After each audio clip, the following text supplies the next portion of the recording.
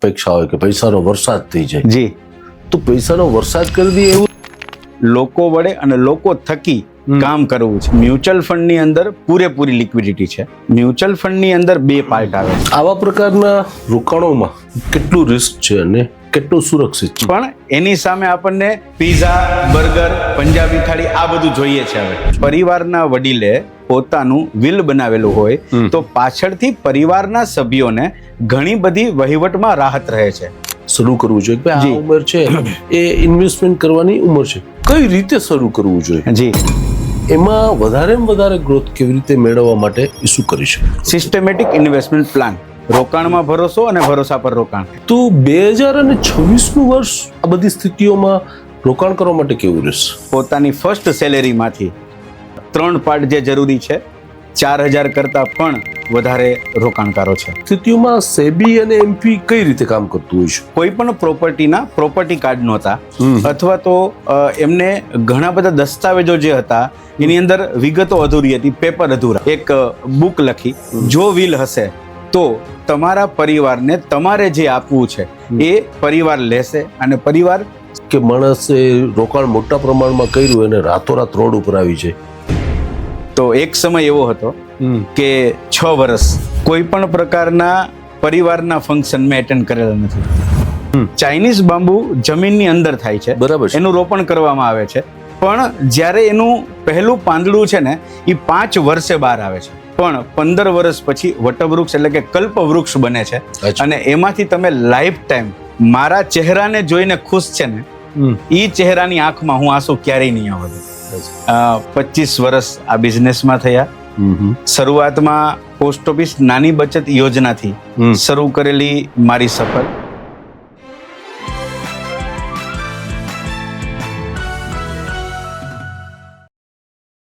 पैसा नहीं तो आपके चाहने वालों का रंग बदल जाता है, वो लोग झूठ बोलते हैं जो कहते हैं कि पैसा सब कुछ नहीं है. एक शेर है, माना कि पैसा खुदा नहीं है पर खुदा से भी कम नहीं है. तो फिर चलो आज हकीकत से बात करते हैं और आप ही से शुरुआत करते हैं. Motivational speaker, businessman, smart investment planner, Ariyant ઇન્વેસ્ટમેન્ટના ઓનર એવા મેહુલભાઈ રવાણી કે જેણે ક્યાં ઇન્વેસ્ટ કરવું, કઈ રીતે ઇન્વેસ્ટ કરવું, કેટલું કરવું, ક્યારે કરવું જેવા અનેક સવાલોના જવાબો લોકો સુધી પહોંચાડ્યા છે. સાથે સાથે લોકોની ખુશીઓના ભાગીદાર બન્યા છે. જે એક સારા ફાઇનાન્શિયલ કન્સલ્ટન્ટ છે, સાથે સાથે આધ્યાત્મની ઊંડી સમજ સાથે ગુરુની આજ્ઞાને આશીર્વાદ સમજે છે. માતાજીના અનન્ય ભક્ત છે એવા મેહુલભાઈ. મેહુલભાઈ, આપનું ધ અશોક ગઢવી શોમાં સ્વાગત છે. નમસ્કાર સાહેબ, જય જિનેન્દ્ર. જય જિનેન્દ્ર. મેહુલભાઈ, આમ જોઈએ ને તો સવાલો તો અનેક છે, જી સર. પણ એક સવાલ એવો છે કે આપની એક બુક આવી હતી કે વસિયત માણસને, જી, તો એક્ઝેક્ટલી કયા વિષય ઉપર હતી અને શા માટે હતી, શું એમાં શબ્દો હતા, એ મને જાણવું છે. વાત કરું આપને, સૌપ્રથમ દરેક રોકાણકાર મિત્રો, રાજકોટ શહેરની જનતા, સર્વને મારા નમસ્કાર. વર્ષ 2026ની આપ સર્વને હાર્દિક શુભકામનાઓ. અને સાથે સાથે આજે આપણે જે ચેનલમાં મળ્યા છીએ, જે શોમાં મળ્યા છીએ, અશોક ગઢવી શો, સૌરાષ્ટ્ર ક્રાંતિ ન્યૂઝપેપર, તેમને પણ નવા વર્ષની ખૂબ ખૂબ શુભકામનાઓ સાહેબ. આપે જે વાત કરી તેમાં મારા એક ક્લાયન્ટ ખૂબ જ મોટી ઉંમરના વડીલ હતા અને તેમનું દેહાંત થયું. અને તેમના ફેમિલીની અંદર અંદાજે 8 થી 10 મેમ્બર હતા.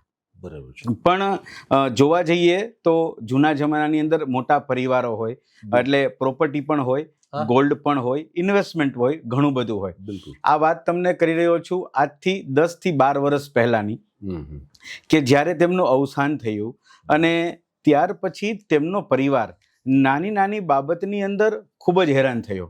કોઈ જગ્યાએ નોમિનેશન નહોતા, કોઈ પણ પ્રોપર્ટીના પ્રોપર્ટી કાર્ડ નહોતા, અથવા તો એમને ઘણા બધા દસ્તાવેજો જે હતા એની અંદર વિગતો અધૂરી હતી, પેપર અધૂરા હતા. તેના કારણે તેઓ હેરાન થયા. પણ મુદ્દાની વાત એ છે કે એ સમયે તે વડીલે પોતાનું વિલ બનાવેલું નહોતું. જો પરિવારના વડીલે પોતાનું વિલ બનાવેલું હોય તો પાછળથી પરિવારના સભ્યોને ઘણી બધી વહીવટમાં રાહત રહે છે. અને એ વાત મારા મનમાં બેસી ગઈ અને ત્યારથી જ આપણે એક અભિયાન ચાલુ કર્યું કે જેટલા પણ વડીલો મારી સાથે સંકળાયેલા છે, અરિહંત ઇન્વેસ્ટમેન્ટના જેટલા પણ રોકાણકારો છે અને જેટલા પરિવારજનો છે કે રાજકોટ શહેરની અંદર જેટલા પણ વડીલો છે તે દરેક સુધી આપણે આ મેસેજ પહોંચાડ્યો. અને ત્યાર પછી આપણે જિંદગી કી વસિયત કરીને એક બુક લખી. આ બુકની અંદર મારા મેન્ટર, મારા પથદર્શક એવા અમારા નાની બચત યોજનાના માનનીય શ્રી ધનેશા સાહેબે ખૂબ સારું મને માર્ગદર્શન પૂરું પાડ્યું હતું. અને ઘણા બધા એડવોકેટ મિત્રોએ પણ મને માર્ગદર્શન પૂરું પાડેલું હતું. અને એમના માર્ગદર્શનથી જિંદગી કી વસિયત મેં બુક બહાર પાડી અને 7 વર્ષ સુધી સતત મહેનત કરી અને એ મહેનત આજે પણ ચાલુ છે. અને મને કહેતા ખૂબ રાજીપો થાય છે કે જેટલા પણ લોકો મારી સાથે સંકળાયેલા છે એમાંથી લગભગ 42 થી 45% લોકોની વિલ તૈયાર થઈ ચૂકી છે. વિલ જીવનમાં ખૂબ જરૂરી છે, એકવાર વિચાર કરવા જેવો છે. જો વિલ હશે તો તમારા પરિવારને તમારે જે આપવું છે એ પરિવાર લેશે અને પરિવાર શાંતિથી વસ્તુ ભોગવશે અને હેરાન નહીં થાય. બહુ સરસ વાત કરી. મેં હું ખાસ તો એ જાણવા માંગતો હતો કે માણસે ઇન્વેસ્ટમેન્ટ કઈ ઉંમરથી શરૂ કરવું પડે, શરૂ કરવું જોઈએ કે આ ઉંમર છે એ ઇન્વેસ્ટમેન્ટ કરવાની ઉંમર છે. બીજું કઈ રીતે શરૂ કરવું જોઈએ જી, અને એમાં વધારેમાં વધારે ગ્રોથ કેવી રીતે મેળવવા માટે એ શું કરી શકે? હું તમને વાત કરું તો શરૂઆતમાં જ્યારે બાળકનો જન્મ થતો ને ત્યારે એક પ્રણાલી હતી કે એમના મધર ફાધર સૌથી પહેલા પોસ્ટ ઓફિસમાં જઈને પીપીએફ એકાઉન્ટ ઓપન કરતા હતા. પીપીએફ એકાઉન્ટ 15 વર્ષનું હતું. 15 વર્ષ સુધી એમાંથી કોઈ પણ વ્યક્તિ પૈસા ઉપાડતી નહીં અને એવું માઇન્ડસેટ હતું કે જ્યારે બાળક 18 વર્ષનું થશે ને ત્યારે એ પૈસા આપણે ઉપાડશું. એટલે બચતની શરૂઆત બાળક માટે તેમના માતા પિતા કરતા.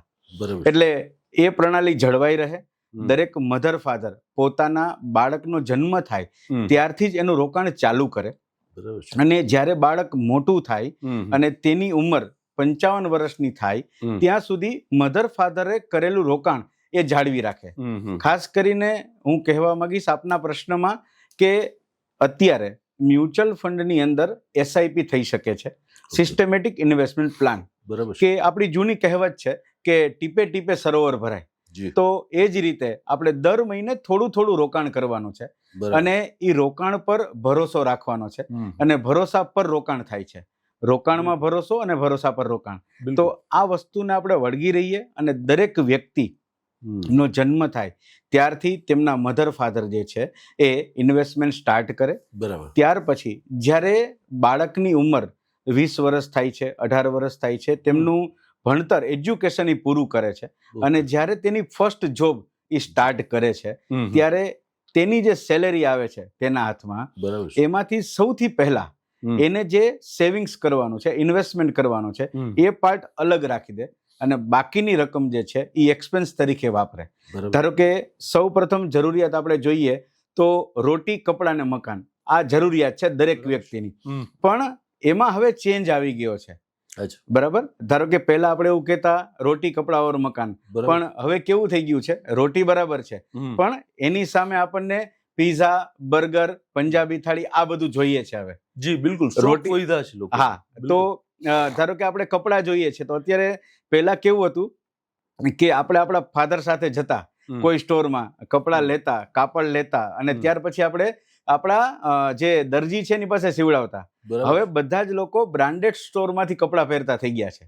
તો જે જરૂરિયાત હતી રોટી, કપડા ઓર મકાન, પણ એ જરૂરિયાત ઈ જ છે પણ એ કન્વર્ટ થઈ ગઈ છે બ્રાન્ડેડમાં. આજે તમે જુઓ કે આપણે મકાન કહીએ તો પહેલા કેવું હતું કે 80 વારમાં, 100 વારમાં 2 બેડરૂમ હોલ કિચન નાનકડું ટેનામેન્ટ હતું. હવે બધાને લક્ઝરિયસ બંગલા જોઈએ છે. બધાના ડ્રીમ્સ જે છે એ ખૂબ જ મોટા થઈ ગયા છે અને એ ડ્રીમ માટે જ આપણે જીવીએ છીએ, કમાઈએ છીએ, મહેનત કરીએ છીએ. બિલકુલ. તો હું એ જ વસ્તુ કહેવા માંગીશ કે દરેક વ્યક્તિ પોતાની ફર્સ્ટ સેલેરીમાંથી 3 પાર્ટ જે જરૂરી છે, મેડિક્લેમ, લાઈફ ઇન્સ્યોરન્સ અને ઇન્વેસ્ટમેન્ટ એટલે કે એસઆઈપી, આ ત્રણેય માટેનું વ્યવસ્થિત પ્લાનિંગ કરી અને જે પેમેન્ટની જરૂરિયાત છે એ સાઈડમાં રાખી દે અને ત્યાર પછી પોતાની સેલેરીમાંથી એ એક્સપેન્સ કરે તો એ વધારે સારું રહેશે. ઇન્વેસ્ટ કરવા માટે કેટલા ફોર્મ છે? અલગ અલગ કે કેટલા પ્રકાર છે, ખાસ તો હું સેગમેન્ટ જે આપણે કહીએ, અને ક્યાં ક્યાં? ઇન્વેસ્ટમેન્ટમાં આપણે વાત કરીએ ને તો સૌપ્રથમ વાત કરીએ તો બેંકની અંદર ફિક્સ ડિપોઝિટ થાય છે. ઓકે. પોસ્ટ ઓફિસની અંદર નાની બચત યોજનાઓ છે. મ્યુચ્યુઅલ ફંડની અંદર લમસમ ઇન્વેસ્ટમેન્ટ અને એસઆઈપી થ્રુ ઇન્વેસ્ટમેન્ટ થાય છે. ઓકે. પણ અત્યારે મોંઘવારી વધી રહી છે, એટલે જે પ્રમાણે મોંઘવારી વધી રહી છે, લોકોના ખર્ચાઓ પણ વધી રહ્યા છે. બિલકુલ. અને એ પ્રમાણે તમે જોવા જાઓ તો એજ્યુકેશનનો ખર્ચો પણ વધી રહ્યો છે.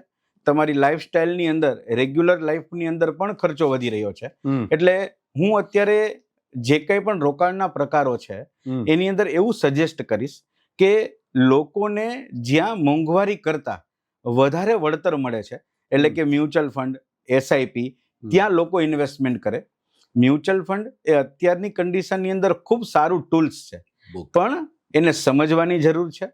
જેમની પાસે ધીરજ છે એમની પાસે મ્યુચ્યુઅલ ફંડ ખૂબ સારું વળતર આપશે. આપણે કહીએ ને કે બધાની એક અપેક્ષા હોય કે પૈસાનો વરસાદ થઈ જાય. જી. તો પૈસાનો વરસાદ કરી દઈએ એવું રોકાણ કયું?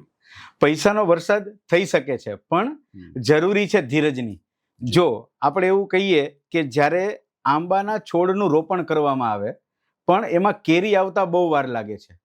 એક તમને વાત કરું તો ચાઇનીઝ બાંબુ જે છે, ચાઇનીઝ બાંબુ જમીનની અંદર થાય છે, બરાબર. એનું રોપણ કરવામાં આવે છે, પણ જ્યારે એનું પહેલું પાંદડું છે ને એ 5 વર્ષે બહાર આવે છે. ઓકે. પહેલું, એટલે 5 વર્ષ જો તમારી ધીરજ છે તો પહેલું પાંદડું બહાર આવે છે. પછી 5.5 વર્ષે કે 6 વર્ષે એ 1 વેત કે 1.5 વેત થાય છે. પણ 6.25 કે 6.5 વર્ષે એની હાઈટ જે છે એ 6 ફૂટ કે 7 ફૂટની થાય છે. અચ્છા. એટલે ખાલી ને ખાલી ધીરજ 5 વર્ષની અને ત્યાર પછી 1.5 વર્ષનો ગાળો. બરાબર. એ જ રીતે એસઆઈપી ની અંદર શરૂઆત કરી તમે 15,000 રૂપિયાથી દર મહિને તમે બચત કરો છો. 5 વર્ષના સમય દરમિયાન શેર બજારના ઉતાર ચઢાવ સાથે તમારી રકમમાં પણ ઉતાર ચઢાવ ઘણા આવશે.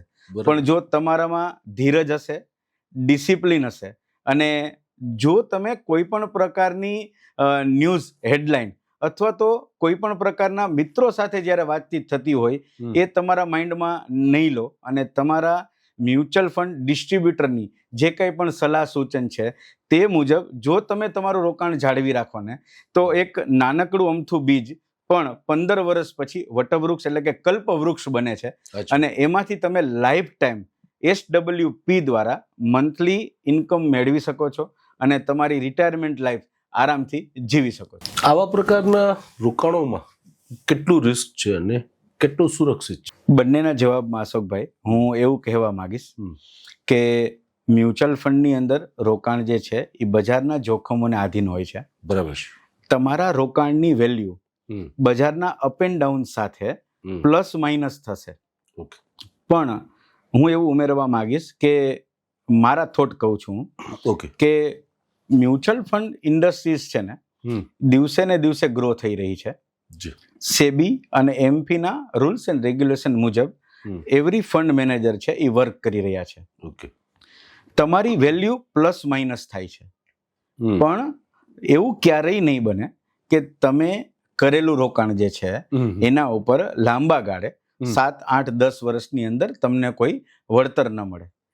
સેફ છે પણ રિસ્ક સાથે સેફ છે, એટલા માટે કે બજારનું રિસ્ક છે એમાં. બાકી લાંબા ગાળાના રોકાણકારો માટે ધીરજ, ડિસિપ્લિન હોય તો એના માટે 100% સેફ છે. અચ્છા, તો મેહુલભાઈ સૌથી સુરક્ષિત કહી શકાય એવું રોકાણ કયું?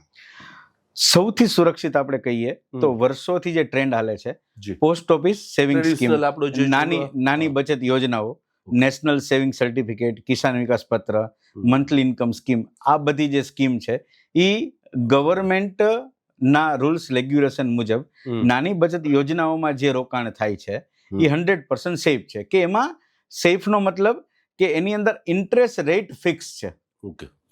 ઇન્ટરેસ્ટ રેટ ફિક્સ છે. બાકી તમે જોવા જાઓ તો બેંકની અંદર જ્યારે આપણે એફડી કરીએ છીએ, એટલે મારે એ બી સમજવું છે કે આમાં એમાં કેટલું રિટર્ન્સ મળે છે, આમાં કેટલું રિટર્ન્સ મળે છે અને કેમાં વધુ રિટર્ન્સ મળે છે? પોસ્ટ ઓફિસ નાની બચત યોજનાની આપણે વાત કરીએ તો એવરેજ 5 થી 7 વર્ષના ગાળાની અંદર એની જે સ્કીમ છે, જી. ટાઈમ ડિપોઝિટ છે, નેશનલ સેવિંગ સર્ટિફિકેટ છે કે કિસાન વિકાસ પત્ર છે, જી. એવરેજ 6.5%, 7% લઈને 7.5% સુધીના, 7%, 40 સુધીના, 7.40 સુધીના રેટ છે એની અંદર. બરાબર છે. કે એ રેટ ફિક્સ છે, કે લખેલું આવે છે કે આજે તમે 10,000 રૂપિયા રોક્યા છે તો 5 વર્ષ પછી તમને આ ફિક્સ એમાઉન્ટ મળશે. એ તમારા સર્ટિફિકેટમાં, પાસબુકમાં લખેલી આવે છે. બરાબર છે. જ્યારે મ્યુચ્યુઅલ ફંડની અંદર કોઈ પણ વ્યક્તિ લમસમ ઇન્વેસ્ટમેન્ટ કરે છે, સિસ્ટમેટિક ઇન્વેસ્ટમેન્ટ પ્લાન દ્વારા એસઆઈપીમાં જે ઇન્વેસ્ટમેન્ટ કરે છે, એની અંદર આપણે કોઈ વસ્તુ લખીને નથી આપી શકતા કે 5 વર્ષ પછી મળશે તમને 10%, 12%, 8% કેટલું મળશે. અચ્છા, જનરલ કેટલું મળતું હોય છે? આમ જનરલ આપણે એવરેજ વાત, જનરલ આપણે ગણતરી કરીએ તો 10 વર્ષ સુધી કોઈ પણ વ્યક્તિએ ડિસિપ્લિનથી એસઆઈપી કરી છે, અથવા તો કોઈ પણ વ્યક્તિએ લમસમ ઇન્વેસ્ટમેન્ટ 1 લાખ રૂપિયા કરી અને 10 વર્ષ સુધી એમાં વેઇટ કરી છે, તો મિનિમમ 10-12% રિટર્ન અને મેક્સિમમ માર્કેટના ઉતાર ચઢાવ સાથે મેક્સિમમ રિટર્ન કદાચ 15% પણ મળી શકે, કદાચ 14% પણ મળી શકે, કદાચ 16% પણ મળી શકે, પણ ઓન એન એવરેજ મિનિમમ આપણે 12%નું એવરેજ ધારણા કરી શકીએ. આ બધા વિષયોમાં અલગ અલગ ફોર્મ્સ છે કે નાની બચતમાં જઈએ, એસઆઈપીમાં જઈએ, મ્યુચ્યુઅલ ફંડમાં જઈએ, એમાં કયું ક્ષેત્ર એવું છે કે જેમાં આપણે જરૂરત પડે એટલે તરત પૈસા હાથ વગા કરી શકીએ, લઈ શકીએ અને પોતે એને ઉપયોગમાં લઈ શકીએ, યુટિલાઇઝ કરી શકીએ?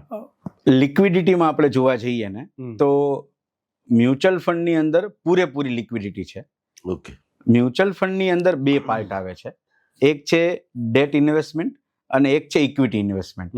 ડેટ ઇન્વેસ્ટમેન્ટ એટલે કે government security, corporate bond, AAA rated bond, આ બધામાં ફંડ મેનેજર ઇન્વેસ્ટમેન્ટ કરતા હોય છે. એની અંદર એવરેજ રિટર્ન 5% છે કે 6% છે કે 7% છે, જે પ્રમાણે બોન્ડના રેટ, યીલ્ડ જે પ્રમાણે હોય છે તે પ્રમાણે લિક્વિડ ફંડમાં, આર્બિટ્રાજ ફંડમાં કે અલ્ટ્રા શોર્ટ ટર્મ ફંડની અંદર રિટર્ન એવરેજ એટલા મળી શકે છે. બરાબર. જ્યાં તમે 24 અવર્સની અંદર પેમેન્ટ લઈ શકો છો. સોમવારથી ગુરુવાર દરમિયાન જો તમે 3 વાગ્યા પહેલા એમાંથી રિડમ્શન કરો છો તો નેક્સ્ટ ડે તમારા એકાઉન્ટમાં પેમેન્ટ આવી જાય છે. જ્યારે તમે શુક્રવારે રિડમ્શન કરો છો તો ઈ એમાઉન્ટ તમારા એકાઉન્ટમાં સોમવારે સવારે આવે છે, કારણ કે સેટરડે સન્ડે હોલિડે હોય છે એટલા માટે. બરાબર છે. બીજું હું તમને કહું તો અમે ઘણીવાર કહેતા પણ હોઈએ છીએ દરેક રોકાણકારોને કે ઇમરજન્સી ફંડ માટે યા તો મ્યુચ્યુઅલ ફંડના લિક્વિડ ફંડમાં યા તો તમારી બેંકની અંદર, જે બેંકમાં તમારું સેવિંગ એકાઉન્ટ છે એની અંદર તમે 1.5 અથવા 2 લાખ રૂપિયાની ફિક્સ ડિપોઝિટ કરીને રાખો. તમને એવું લાગે છે કે તમારે ઇમરજન્સીમાં જરૂર પડે તો, નકર નહીં. ઇમરજન્સીમાં જરૂર પડે તો ઇમરજન્સી ફંડ માટે લિક્વિડ ફંડ અને બેંક એફડી આ પ્રિફર જનરલી બધા લોકો કરતા હોય છે. બેંક એફડીમાં શું થાય કે તમે બેંકમાં જાઓ, તમારી રિસિપ્ટ પ્રીમેચ્યોર થાય અને તરત તમારા એકાઉન્ટમાં પૈસા આવી જાય અને તમને વિધિન 2-3 અવર્સમાં પેમેન્ટ મળી જાય. બરાબર છે. હવે આ જે સ્થિતિઓ છે, જોઈએ છે કે અલગ અલગ દેશોમાં યુદ્ધો થાય છે, બરાબર, કંઈ ને કંઈ નવી નવી ટ્રબલો આવી રહી છે, તો 2026નું વર્ષ આ બધી સ્થિતિઓમાં રોકાણ કરવા માટે કેવું રહેશે? 2026નું વર્ષ જે અમે સિનિયર ફંડ મેનેજરો જે એનાલિસિસ છે કે દરેક મ્યુચ્યુઅલ ફંડ કંપનીના, દરેક મ્યુચ્યુઅલ ફંડ કંપનીના સીઈઓ છે, સીઆઈઓ છે, કે એને અમે જ્યારે સાંભળતા હોઈએ છીએ, મોટા સ્પીકરોને જ્યારે અમે સાંભળતા હોઈએ છીએ, ત્યારે દરેકનું કહેવાનું એવું થાય છે અત્યારે કે 2026નું વર્ષ છે ને એ ડટે રહો જેવું છે, કે તમારે માર્કેટની અંદર ટકેલું રહેવું પડશે, નહીં કે માર્કેટની બહાર રહ્યો ડરીને. અપ એન્ડ ડાઉન બહુ જ રહેશે, ટૂંકમાં વોલેટિલિટી વધારે રહેશે. કદાચ આ વર્ષની અંદર તમને બહુ મોટા રિટર્ન જોવા ન મળે, કે જે રિટર્ન લોકોએ 21, 22 અને 23માં જોયેલા છે એવા કદાચ મોટા રિટર્ન જોવા ન મળે, પણ એવરેજ રિટર્ન તો જોવા મળશે. પણ જેટલા રોકાણકારો ટકેલા રહેશે તેમને અહીંયાથી 2029-2030ની અંદર પોતાના રોકાણ ઉપર ખૂબ સારું વળતર મળી શકે છે. અચ્છા, એવું કંઈ બને કે કોઈ ઘટનાને કારણે કે એવું થઈ જાય કે માણસે રોકાણ મોટા પ્રમાણમાં કર્યું અને રાતોરાત રોડ ઉપર આવી જાય? આવી કોઈ શક્યતાઓ ખરી?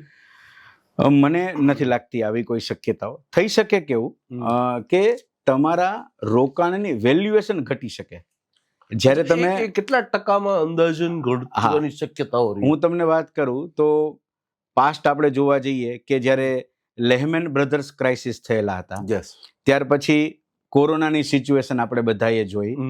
પણ જ્યારે કોઈ પણ મોટા ક્રાઇસિસ આવે છે, ઓકે, અંદાજે 12 મહિનાથી લઈને 24 મહિના સુધીની અંદર બરાબર, માર્કેટ પોતાના નવા સ્તર ઉપર પહોંચે છે. એટલે કે તમારે ખરાબ પીરિયડની અંદર તમારા રોકાણ સાથે ટકેલું રહેવું પડશે. આગળ જતા અવશ્ય તમે નવી ઊંચાઈઓ જોશો.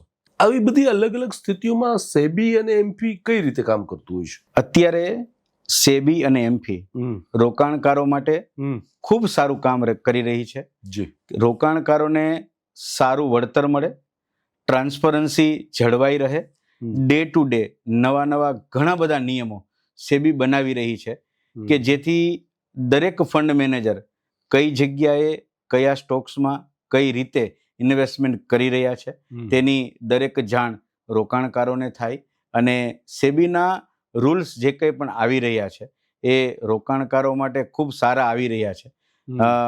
કદાચ એવું પણ બને કે કોઈ વાર મ્યુચ્યુઅલ ફંડ ડિસ્ટ્રીબ્યુટરો માટે કદાચ કોઈ રૂલ્સ સેબીએ બનાવ્યો હોય અને એનાથી મ્યુચ્યુઅલ ફંડ ડિસ્ટ્રીબ્યુટરોને કદાચ કોઈ તકલીફ પડતી હોય, પણ આગળ જતા તો તેના નિયમો જે છે એ રોકાણકારોના હિતમાં જ હોય છે. બિલકુલ. અચ્છા મેહુલભાઈ, કેટલા સમયથી એક તો આ વ્યવસાયમાં છો અને કેવી રીતે આવ્યા આ વ્યવસાયમાં? હું 2000 થી આ વ્યવસાયમાં છું. અચ્છા, 7 માર્ચ 2000 મેં મારા વ્યવસાયની શરૂઆત કરી. ખૂબ જ સ્ટ્રગલ વાળી લાઈફ છે. 25 વર્ષ આ બિઝનેસમાં થયા. શરૂઆતમાં પોસ્ટ ઓફિસ નાની બચત યોજનાથી શરૂ કરેલી મારી સફર. ત્યાર પછી LIC નો કોડ લીધો, લાઈફ ઇન્સ્યોરન્સ માટે બધા લોકોનો સંપર્ક કર્યો અને ત્યારબાદ 2004માં મ્યુચ્યુઅલ ફંડ ડિસ્ટ્રીબ્યુટર તરીકેનો મારો કોડ આવ્યો અને મેં મ્યુચ્યુઅલ ફંડ ડિસ્ટ્રીબ્યુટર તરીકેનું મારું વર્ક મેં ચાલુ કર્યું. બરાબર. 50 રોકાણકારોથી શરૂ કરેલી જર્ની આજે અરિહંત પરિવારની અંદર 4000 કરતાં પણ વધારે રોકાણકારો છે. જ્યારે તમે શરૂઆત કરી તો ત્યારે તો આખી સંઘર્ષમય સ્થિતિ હશે. જી. અને ત્યારે પરિવારની શું સ્થિતિઓ, સંઘર્ષની સ્થિતિઓ, એ બાબતે જરા. એ દિવસો છે ને ખૂબ જ યાદ કરવા અઘરા છે. ઘણી બધી વાર તો એ સંઘર્ષના દસ્યો આંખ સામેથી જતા નથી. અને એ સંઘર્ષ જે કરેલો હતો, હું તમને વાત કરું તો કે શરૂઆતમાં 1995ની અંદર જ્યારે મેં શરૂઆત કરી મારી ફર્સ્ટ જોબ, અચ્છા, અને મારી ફર્સ્ટ જોબની સેલેરી 1700 રૂપિયા હતી. અને ત્યાર પછી હું વાત કરું તો મારા ફાધરે મને જે હિંમત આપી છે અને એમનું જે મોટિવેશન હતું, અત્યારે તેઓ મારી સાથે નથી પણ હર હંમેશ મારી સાથે રહી અને મને ખૂબ સારા આશીર્વાદ આપે છે. અને એમના આશીર્વાદ, મા અંબાના આશીર્વાદ અને સદગુરુદેવ પરમ પૂજ્ય શ્રી પારસમુનિ મહારાજ સાહેબના આશીર્વાદથી અત્યારે હું ખૂબ જ દોડી રહ્યો છું, મહેનત કરી રહ્યો છું. બધા રોકાણકારોનો મને ખૂબ જ સાથ અને સહકાર છે. વાત કરું તો તમે જે પ્રશ્ન કર્યો કે શરૂઆતની જે લાઈફ હતી ને એ બહુ સ્ટ્રગલવાળી હતી. મિડલ ક્લાસ ફેમિલીની અંદરથી હું આવી રહ્યો છું અને મારા ફાધર પણ પ્રાઇવેટ જોબ કરતા હતા. મને એક પહેલેથી ને એવું હતું કે સેલ્સમેનશીપ, લોકોને સમજાવવા છે, લોકો સાથે વાત કરવી છે, લોકો માટે, લોકો વડે અને લોકો થકી કામ કરવું છે.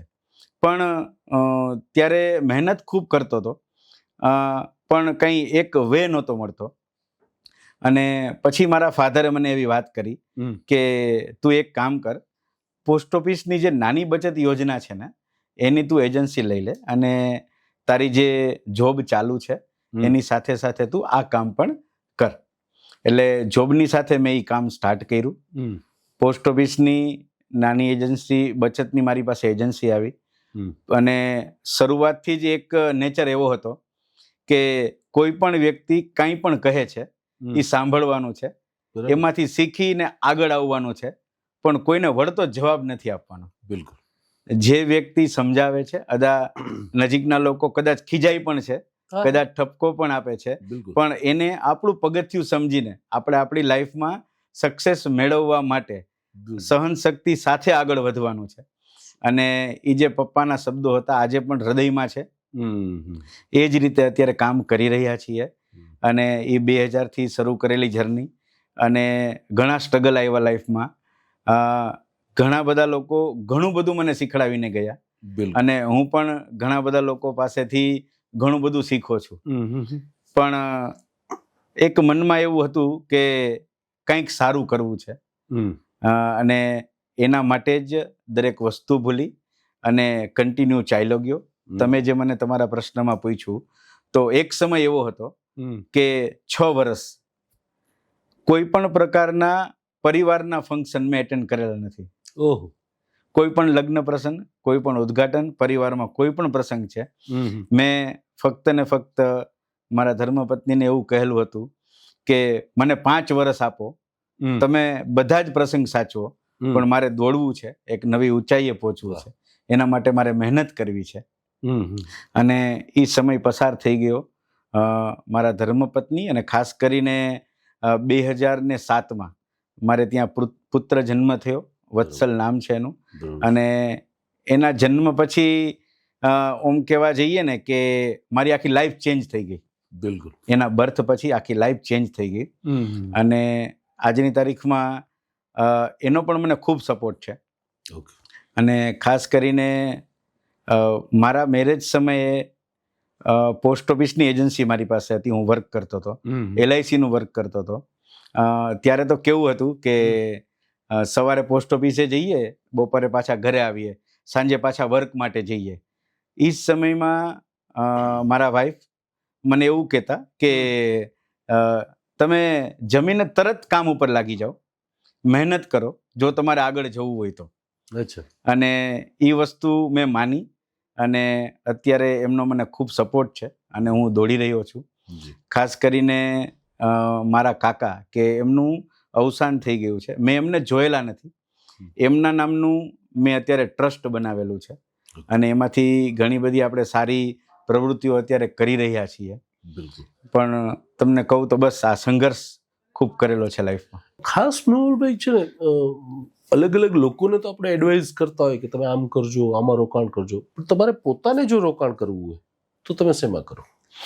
મારું અત્યારે જે કંઈ પણ રોકાણ ચાલી રહ્યું છે, જ્યારથી મેં મ્યુચ્યુઅલ ફંડ ડિસ્ટ્રીબ્યુટરનો કોડ લીધો અને મ્યુચ્યુઅલ ફંડ લોકોને સમજાવવાનું ચાલુ કર્યું, ત્યારથી મારું બધું જ રોકાણ ટોટલી મ્યુચ્યુઅલ ફંડની અંદર જ છે.